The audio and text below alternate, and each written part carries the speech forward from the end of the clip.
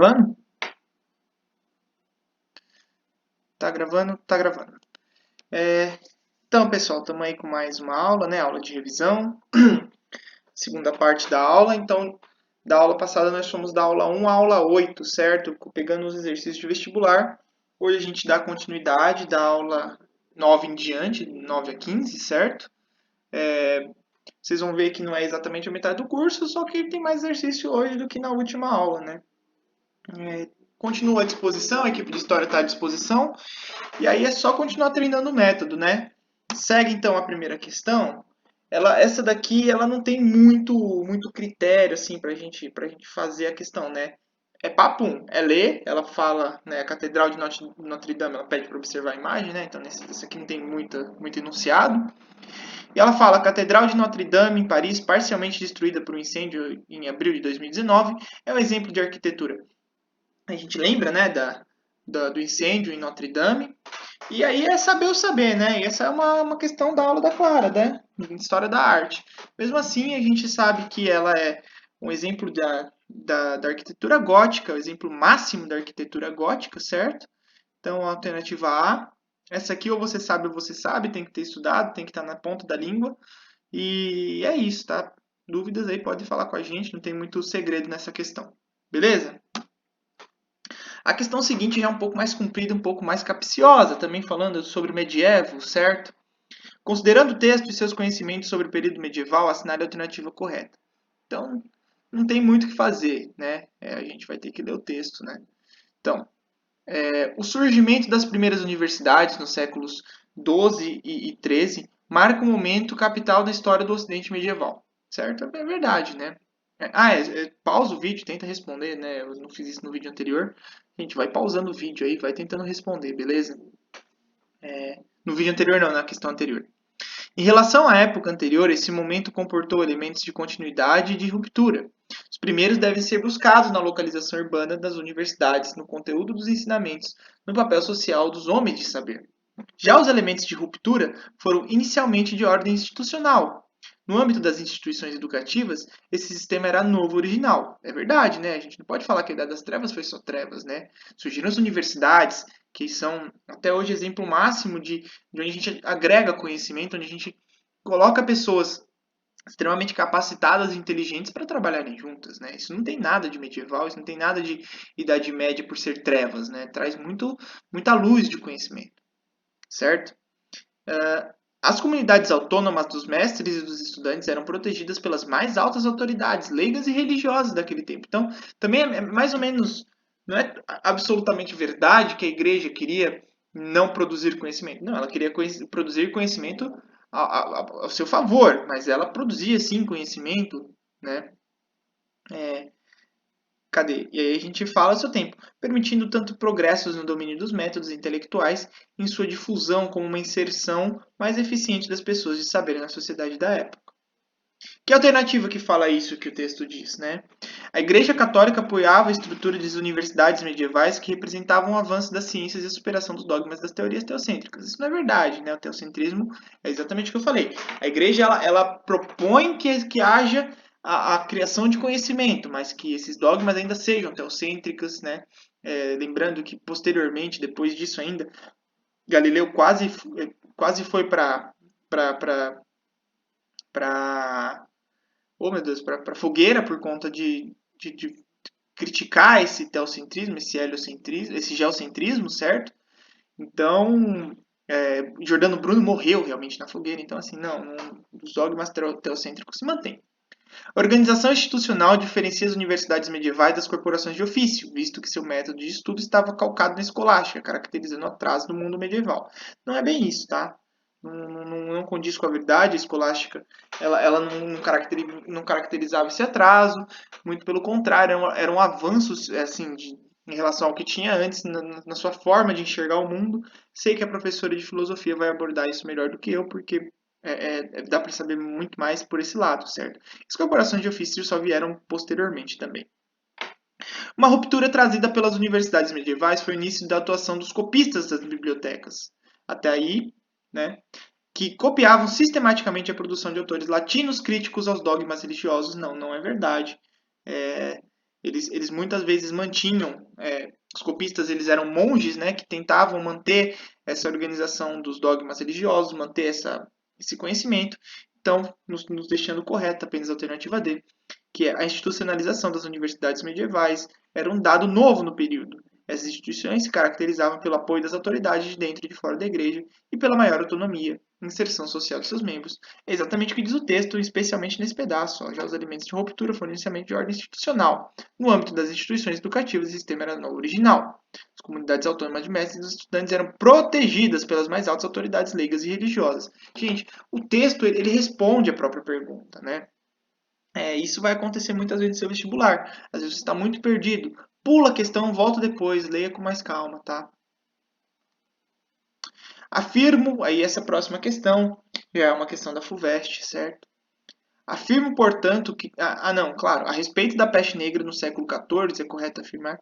Então a gente já vai para o texto sabendo que a gente vai ler um texto sobre a peste negra, né? Um texto do Boccaccio, né? Falando do Decamerão, é um livro famoso do Boccaccio, certo?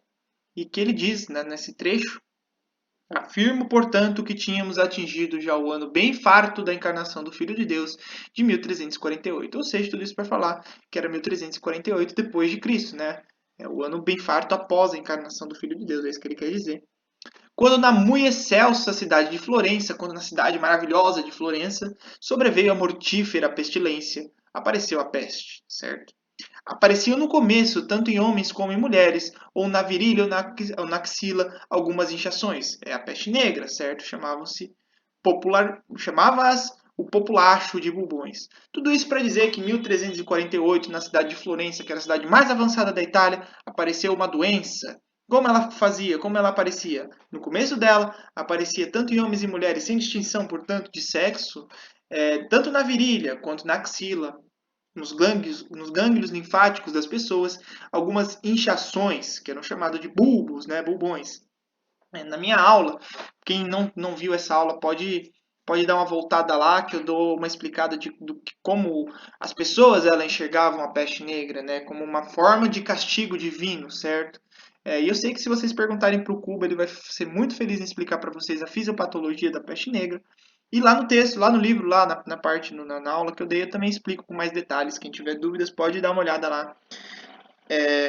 E aí a questão, ela, ela, ela fala, né? Que ela fala, o que a gente pode falar sobre a peste negra? Vamos começar de baixo para cima, né?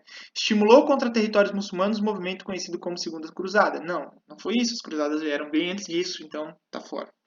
Foi contida pelo caráter de substância da economia, foi contida pelo caráter de subsistência da economia europeia que dificultava o contato humano e assim o contágio. Não é verdade. Nas cidades houve uma enorme explosão da peste negra, muita gente morreu por conta dessa doença. Não pula essa que está errado. Foi provocada pela fome e pela desnutrição de camponeses. Não é verdade, a peste negra ela era passada adiante por conta da pulga do rato, né, que picava de pessoas infectadas em pessoas infectadas, certo? Originou-se no Oriente, penetrou no continente europeu pelos portos e manteve-se restrita à Península Itálica. Se tivesse parado no porto, estava correta a questão, né? Mas não se manteve restrita à Península Itálica, muito pelo contrário, espalhou pelo continente europeu inteiro, o que nos deixa a alternativa A, provocou gravíssima queda demográfica, que afetou grande parte da produção econômica europeia. É exatamente isso que aconteceu. Muita gente morreu, né? Traduzindo, muita gente morreu, muito pouco foi produzido por conta dessa morte de pessoas, desse tanto número de pessoas que morreram. Tá? Beber uma coca aqui e já volto. Gente, pausem, tá? Para tentar responder a questão. Eu afirmo isso bastante, tá? Tenta responder a questão aí.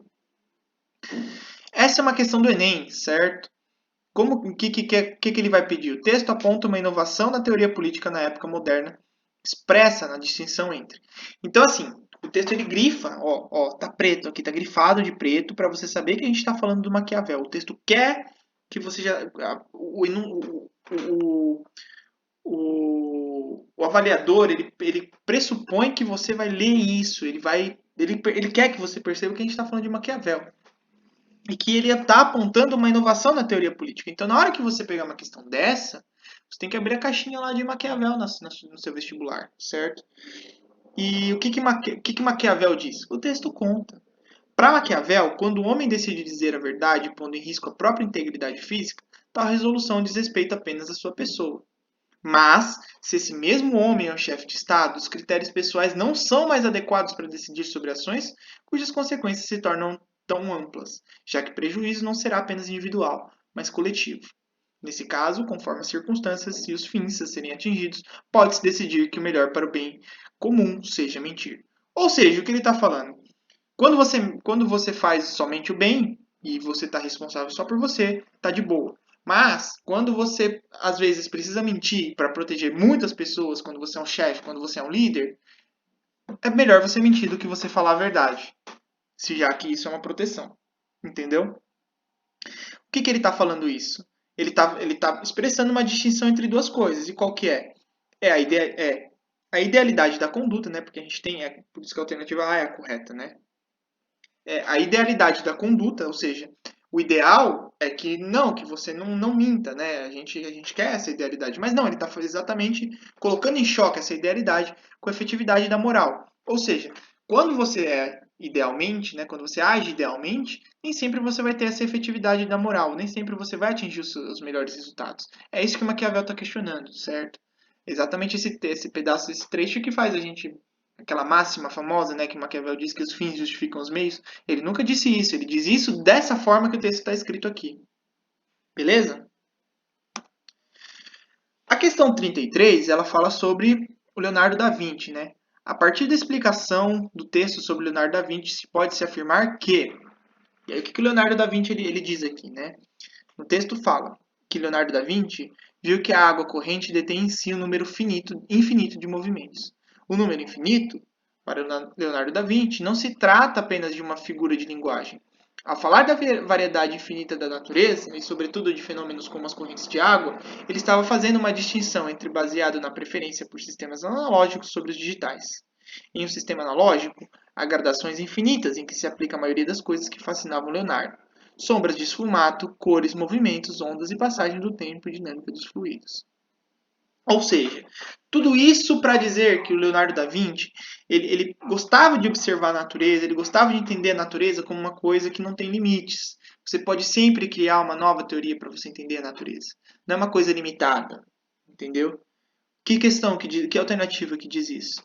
É exatamente a alternativa E. A observação da pluralidade da natureza foi um dos fundamentos do Renascimento. Nessa questão, a gente tem que ter certeza que a gente entende que Leonardo da Vinci é uma expressão máxima do Renascimento, certo? Ele é o homem do Renascimento. Além de pintor, ele era biólogo, ele era arquiteto, ele era engenheiro e ele manjava de tudo isso, certo? Então, por conta disso, qual que era essa característica? Essa característica que ele tinha sobre a observação infinita da natureza. Você consegue tirar elementos através da observação que você faz. Não à toa, por exemplo, o Leonardo ele exumava cadáveres, né, para poder estudar a anatomia humana. Por isso que os desenhos dele são os desenhos dele até hoje, certo? Por isso que a gente estuda o Leonardo da Vinci aí. Essa questão ela é bem curta e grossa, né? Ela fala considerando o texto acima, seus conhecimentos assinale a alternativa correta. O que o texto diz? O texto ele fala que em 1516, Thomas Moros criou a ideia de utopia ao descrever uma ilha imaginária. Surgiu um gênero literário associado à história, à filosofia e à política. Por isso que ele era vanguardista, né? Ele estava antes à frente do seu tempo, né? Escreveu uma coisa que a gente pensa até hoje. Quando a gente fala de utopia, a gente pensa em topos, né? O de não, topos de lugar, o lugar que não existe, certo? A lógica dessa ideia levou à construção dos critérios universalmente válidos para cada atividade, com normas e códigos. Surgiram assim os tratados sobre o perfeito cortesão, sobre o perfeito homem do mundo, sobre a cidade perfeita. Ou seja, é uma viagem, né? A ideia da utopia é exatamente criar essa viagem, né? Não ser uma coisa fechada. E a Unicamp ela explora essa questão, né? E aí a gente tem que saber de onde, nessa questão, a gente tem que saber de onde o Moros tirou essa ideia, né? E aí a gente fica com a alternativa B. O grão-chanceler da Inglaterra, Moros, exerceu uma ação humanista em um mundo renascentista de crises e instabilidades contínuas. Nesse contexto, ele publicou a obra Utopia. É exatamente isso que o texto fala, né? Ele criou uma utopia em um mundo renascentista, né, a ideia da utopia, é você exatamente colocar o ser humano como a forma como o ser humano enxerga o mundo, certo? Associou a história, a filosofia e a política. Então a gente tem que saber do Thomas Moros, né? A gente tem que saber da ideia da utopia quando a gente fala de onde ele está situado, certo? Beleza?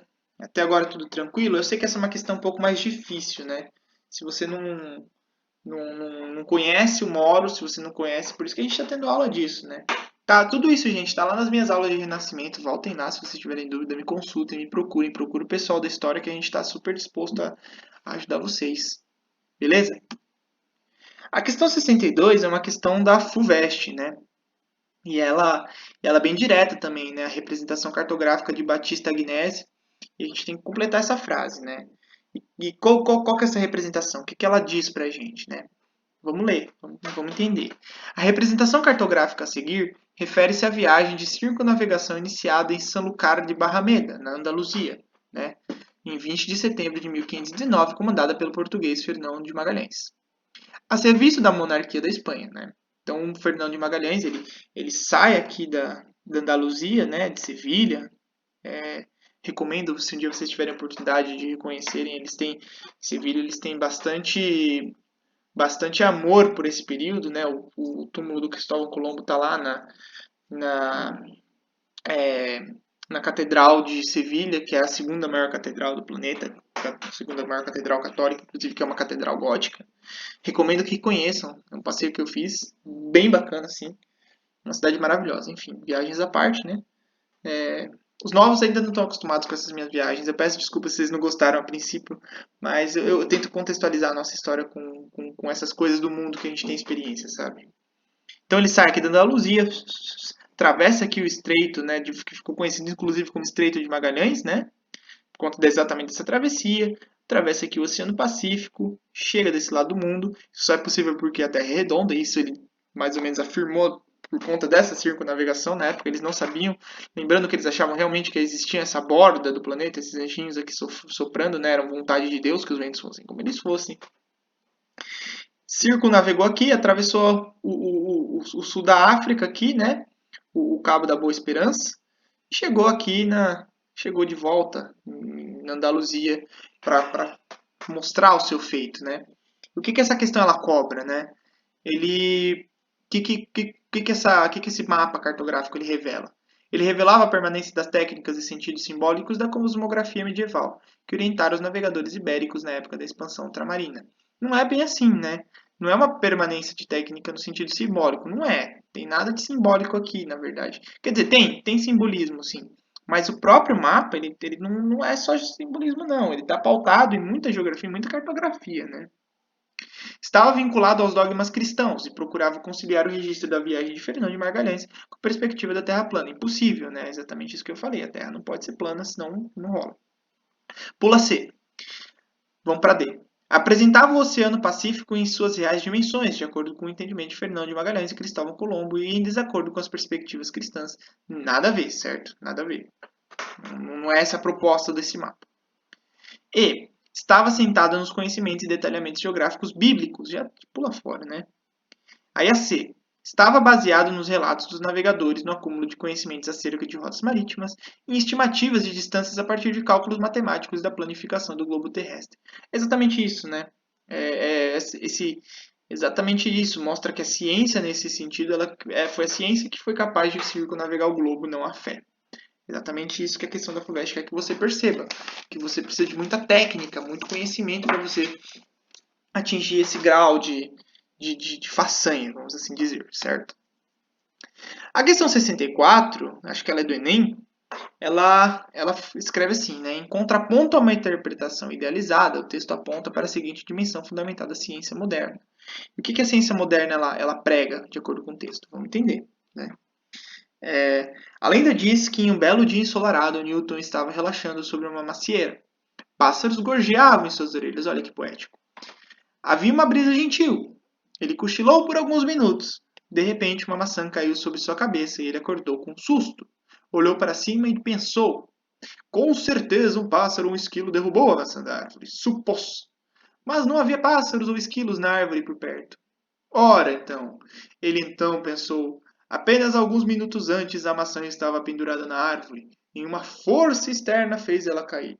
Deve haver alguma força subjacente que causa a queda das coisas para a Terra. Foi quando ele formulou a hipótese da gravidade, certo? Aliás, quando ele propôs a hipótese da gravidade, que aliás é a alternativa correta, é a alternativa C, certo? É exatamente essa ideia, né? A nossa ciência moderna está exatamente vinculada à ideia de você propor uma hipótese. E você, como diz um professor meu, tu tens que ver se sua hipótese resiste à análise, né? Então a gente presta atenção nisso, certo? É assim que se faz ciência. Você propõe uma hipótese, né? E você não nega a observação, você não falsifica a tese, você pode contemplar a natureza, mas não é essa a ideia da ciência moderna, é através da proposição de hipóteses que você constrói, certo? E a universalização das conclusões ela é possível quando você chega a conclusões universais, só que não é isso que o texto propõe. A imagem a seguir refere-se a principais rotas de comércio da África do Norte Ocidental. Essa questão da FUVEST, né? Em relação às rotas comerciais representadas no mapa, é correto afirmar que o que elas fazem, né? Isso aqui só dá para saber quando a gente sabe mesmo, né? Quando a gente sabe dessa questão, e vocês têm que ter estudado que essas rotas, elas são as rotas do deserto, que atravessa o Saara e que vai levar o ouro para a Europa, né? Então a alternativa D, ela é a correta, certo? Elas atingem a região ao sudoeste do Saara, local de origem do ouro que chegava aos portos do Mediterrâneo. Era assim que o ouro africano, aqui das costas do ouro, né? Por isso Portugal tinha muito dinheiro, ele é muito ouro, né? Não era só no Brasil aqui. Eles tinham muito ouro aqui nessa região da África e especiarias mais para baixo, tal. Eles pegavam esse ouro, atravessavam o Saara, chegavam nesse porto aqui para ir para a Europa, né? Beleza? Só que isso aqui nessa época não era o Portugal, tá? Portugal só veio conquistar isso aí depois. Questão 86, Enem também, né? A tática adotada pela Inglaterra no século XVI, conforme citada no texto, foi o meio encontrado para. Então a gente tem que abrir a janelinha de Inglaterra do século XVI, né? O que o texto ele fala? A ocasião faz o ladrão. Francis Drake, né, travava sua guerra de pirataria contra a Espanha papista, quando roubou as tropas de mulas que levavam o ouro do Peru para Panamá. Graças à cumplicidade da rainha Elizabeth I, ele reincide e saqueia as costas do Chile e do Peru antes de regressar ao Oceano Pacífico e depois pelo Índico. Ora, internet, ele oferece sua proteção ao sultão revoltado com os portugueses. Assim nasce o primeiro entreposto inglês ultramarino. Então a gente vê aqui a importância da pirataria para a consolidação dos mares ingleses, né, para eles se tornarem quem eles foram. Né? Os ingleses eles não tinham, a princípio, né, tanto que eles só conseguiram a primeira que eles estão falando até, a primeira entreposto inglês, depois de saquear o entreposto português. Né? Então, esse que é o lance. E aí, a questão, ela mostra exatamente isso. Né? É, esse foi o meio que ele conseguiu o quê? Né? Foi meio para estabelecer o crescimento de economia mercantil? Não, ele está quebrando a economia mercantil, né? Está conseguindo ouro de forma não mercantil, certo? Legalizar a ocupação de... Tô pulando a B porque é correto, tá? Legalizar a ocupação de possessões ibéricas? Não, não foi isso que ele quis dizer também. D. Ganhar adesão de potências europeias? Não, não mesmo. Só a Inglaterra fazia isso, né? Ainda mais contra outras potências europeias.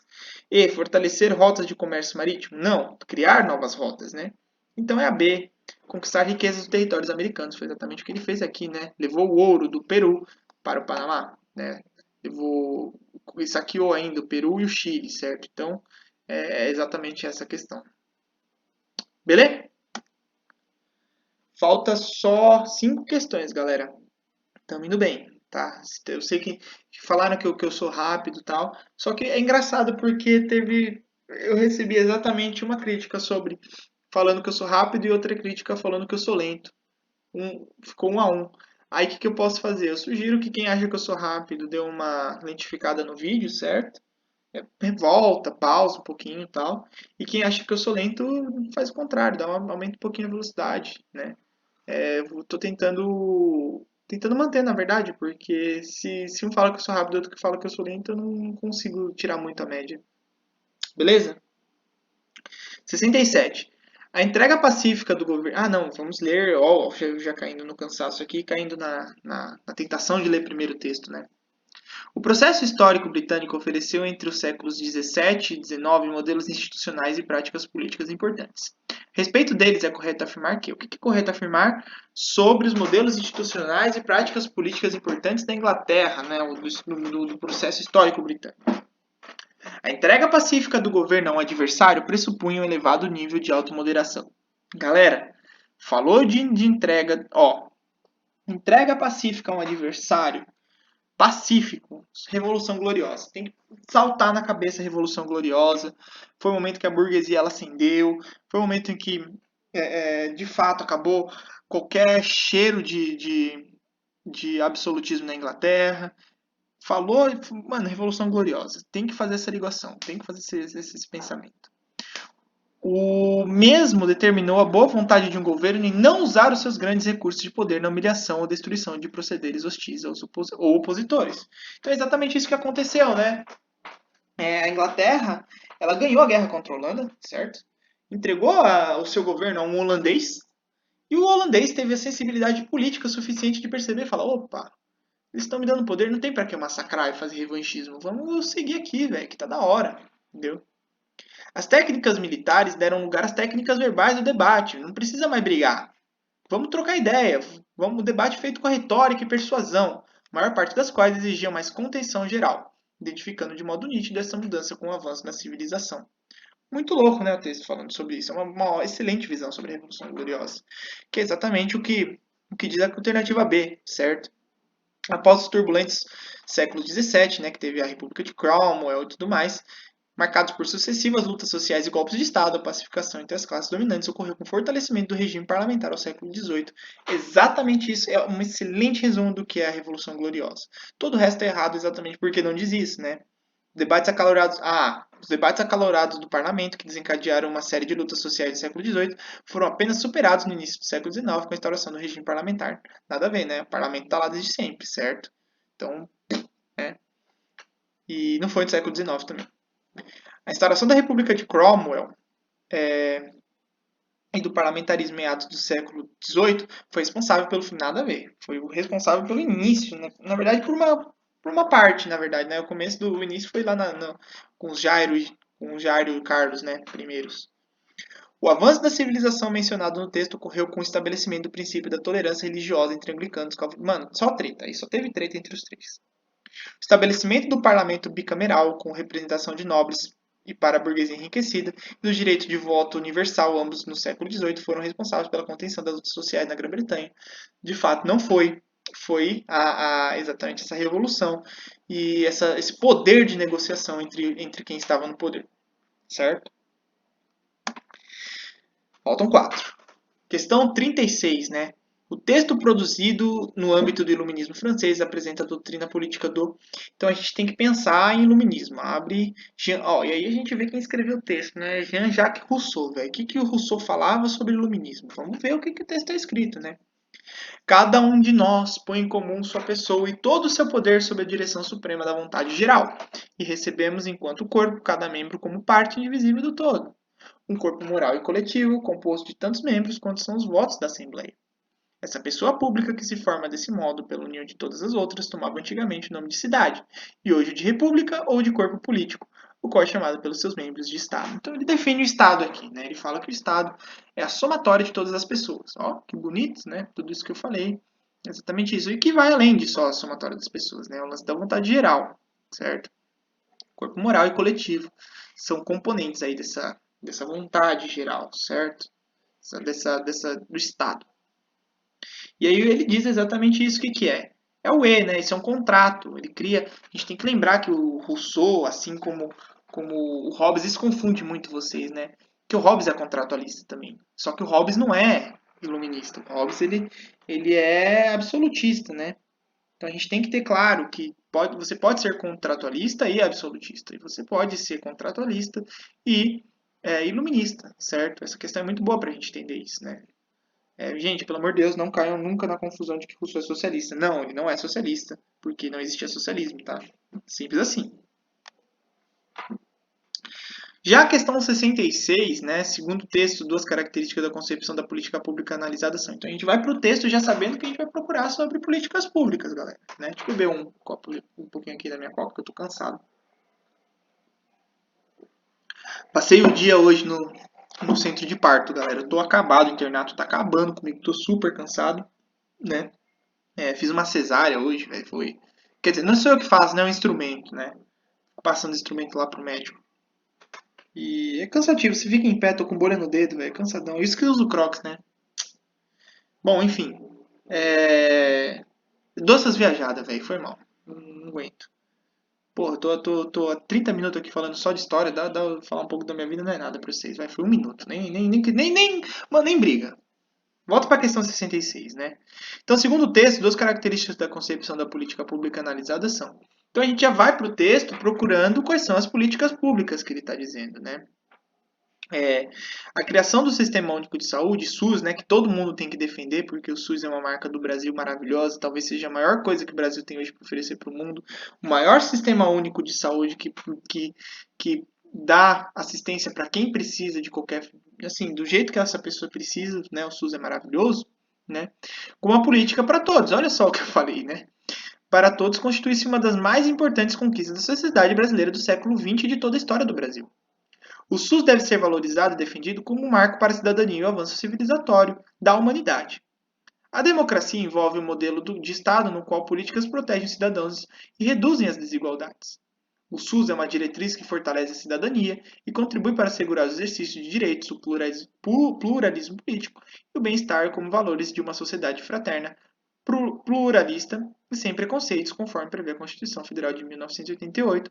O SUS é maravilhoso, deve ser defendido com unhas e dentes e é com certeza o maior bem da humanidade que o Brasil pode oferecer. Então, quais são esses dois momentos? Né? Ele fala exatamente aqui, ó. Cadê? Ele fala exatamente aqui, cadê? SUS é uma diretriz que fortalece a cidadania, contribui para assegurar o exercício de direitos, o pluralismo político, o bem-estar com valores de uma sociedade fraterna, pluralista e sem preconceitos, conforme a... Cadê? Protege cidadãos, reduz desigualdades, né? Reduzir desigualdades para mim se chama igualitarismo, certo? E cadê a democracia envolve uma SUS é uma diretriz que fortalece a cidadania e contribui para assegurar o exercício de direitos, pluralismo político, bem-estar com valores de uma sociedade fraterna, sem preconceito, que para mim chama universalismo, né? Atender a todos de forma igualitária. Lembrando que o SUS, né, agora falando mais de um lado da medicina e não só de um lado da história, né,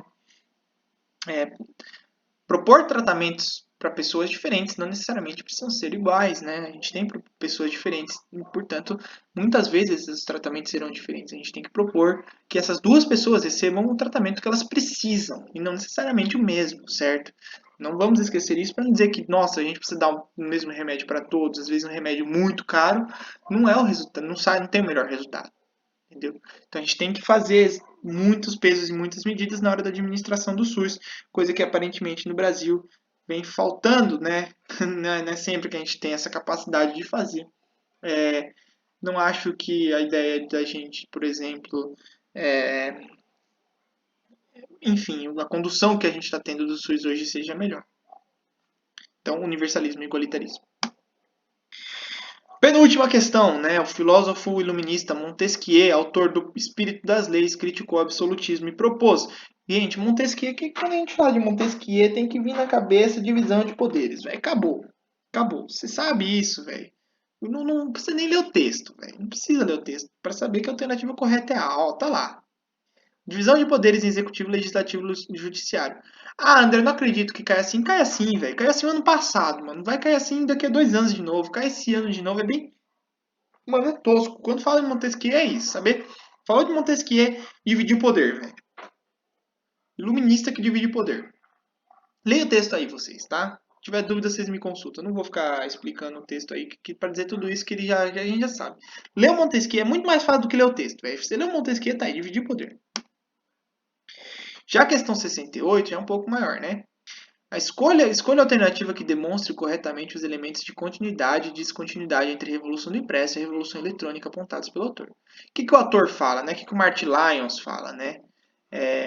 De acordo com ele, nos temores contemporâneos em relação ao acesso ilimitado a sites perigosos da internet, as dificuldades enfrentadas por governos de diversos países no policiamento da distribuição de informação, houve-se o eco do pânico causado pela invenção da imprensa, né? Fake news, velho. Ele tá falando aqui de fake news.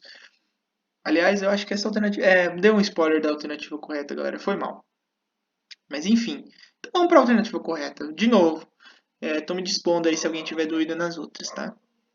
A manutenção de índices elevados de circulação de fake news nas redes sociais demonstra que a revolução da comunicação depende de quem domine e de quem usa as tecnologias. E é exatamente isso, né?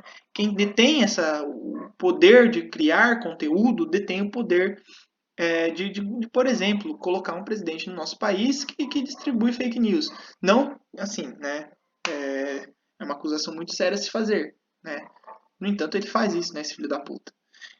O lance é que quem detém... É um excelente resumo do texto, né? O eco do pânico causado pela invenção da imprensa é exatamente revolução da comunicação, depende de quem domina e quem usa as tecnologias para criar fake news e circular elas. Olha só que muito louco, certo? Gente, essa é a última questão da nossa revisão. Essas são todas as questões que caíram no ano passado sobre o que a gente teve até agora, né? A próxima aula a gente já continua com conteúdo programático, tá bom?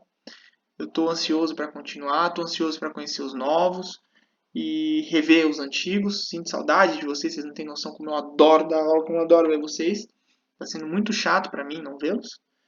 Mas é o que tem para hoje, galera. Vamos sair dessa junto, tá bom? Estou à disposição, vocês sabem disso. E beijos, me liguem, né? É isso.